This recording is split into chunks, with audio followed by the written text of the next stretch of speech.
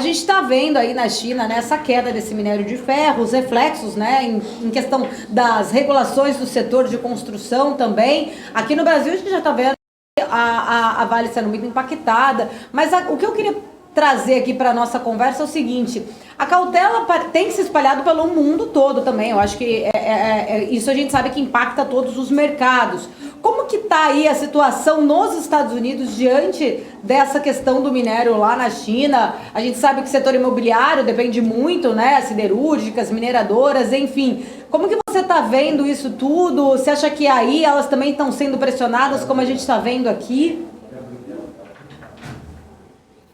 Não, sem dúvida. Esse é um setor que ele é totalmente global e correlacionado, né? Você não vai ver a Vale caindo no Brasil e as mineradoras aqui subindo. Não acontece. Elas caem também. Tanto é que ontem, como eu falei, as principais quedas do S&P foi a Freeport e a Newmont, que são mineradoras também. O que acontece é que assim, elas são muito menos relevantes para o mercado, né? São empresas que, assim, em termos de participação de S&P, ou mesmo em termos de tamanho, mesmo comparativamente, você tem várias outras empresas muito maiores, né?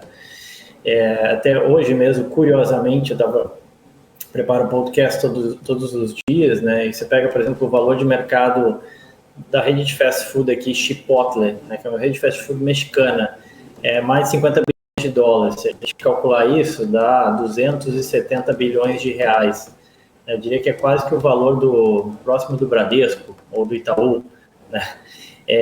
E não fica muito longe da Vale, que é uma das maiores empresas, e aqui a Chipotle é só mais uma rede de fast food. Assim. Então, em termos de tamanho, aí tem que contextualizar que as mineradoras aqui são menores do que a Vale, que é maior até do que elas. Então, elas acabam tendo e falando de mercado americano, elas são ainda menos relevantes, né? Mesmo a Vale aqui teria uma relevância muito menor, né, do que ela tem no Brasil. Então, assim, elas impactam muito pouco, assim, ela acaba influenciando muito. Por isso que você vê, assim, claro, as siderúrgicas sofrendo, as mineradoras sofrendo e o S&P caindo zero alguma coisa, porque sim, beleza, a Microsoft teve uma quedinha aqui, a Amazon caiu ali, enfim, que essas são bem mais relevantes, né? Mas, de fato, você percebe um pouco isso. E em relação à China, né, o que me chama a atenção é que duas coisas, eu diria. Talvez aí o Gani até possa me ajudar. Primeiro é a questão de expansão de crédito, né? Basicamente a China e o desempenho das commodities andam essencialmente com isso. Quando a China liga a torneira do crédito, né, parece que você tem um boom de commodities, né? Mesmo que seja conjuntural, ali, temporal, né? Mas quando a China dá incentivos monetários para voltar a crescer e tudo mais, commodities vão para cima mesmo, né? E o contrário também é verdadeiro. E aparentemente, né, essa coisa relativamente cíclica estaria chegando no momento, né, da China talvez voltar a dar alguns incentivos monetários e aí você ter um respiro para as commodities. Não sei dizer, tá, mas é interessante observar essa relação entre commodities e expansão e incentivos monetários na China. E o segundo ponto em relação à China é que ano que vem você tem Jogos Olímpicos lá, né? Em Beijing. E Beijing tem um problema muito grande de poluição, não só pela cidade, mas enfim, pelo entorno, né? Então fica aquela nuvem e ninguém consegue ver nada.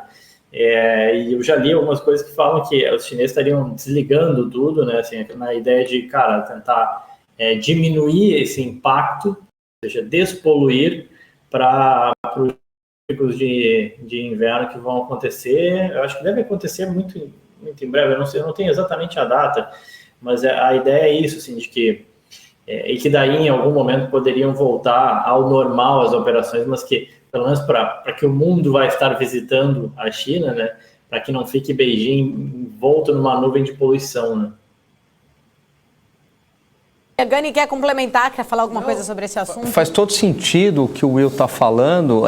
Bom, primeiro, o tamanho desse mercado de crédito chinês é algo de atenção aos investidores. Vamos lembrar que a segunda maior incorporadora da China, ela tem um passivo, atenção, de 300 bilhões de dólares, né? Evergrande, né? Eu acho que o nome é esse. E aí, o governo chinês tem injetado liquidez justamente para evitar algum tipo de calote que seria catastrófico, né? Porque tem vários investidores aí desta empresa.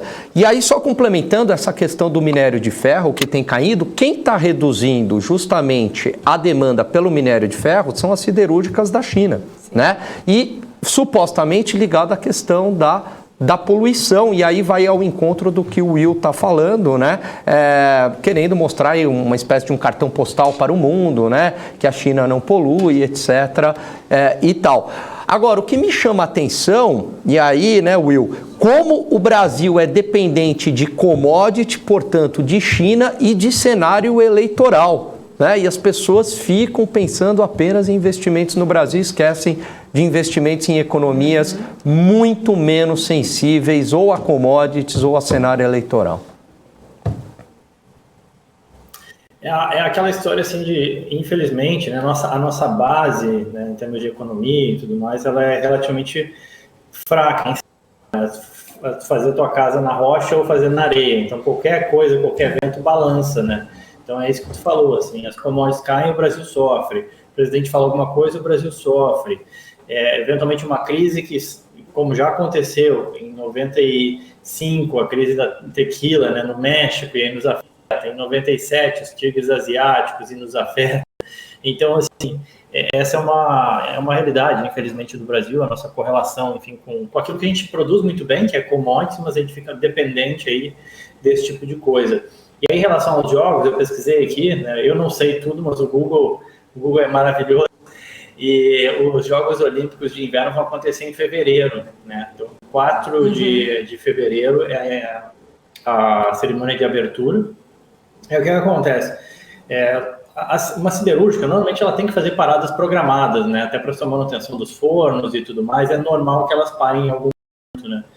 Então, os caras, basicamente, o que eu li a respeito foi que eles programaram as paradas exatamente para agora, desliga os fornos, isso aí para de poluir. Quando que esse negócio volta, não precisa voltar só depois da Olimpíada, pode voltar antes, né? Porque até recomeçar, religar, vai religando aos poucos e tudo mais.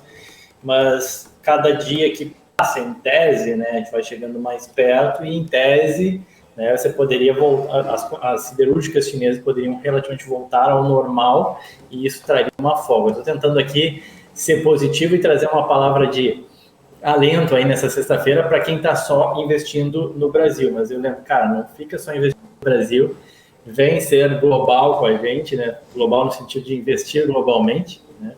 E que bom que a BMC sempre levanta essa bandeira e dá esse espaço, porque é super, super importante. A gente, mais uma vez, está vendo isso, né?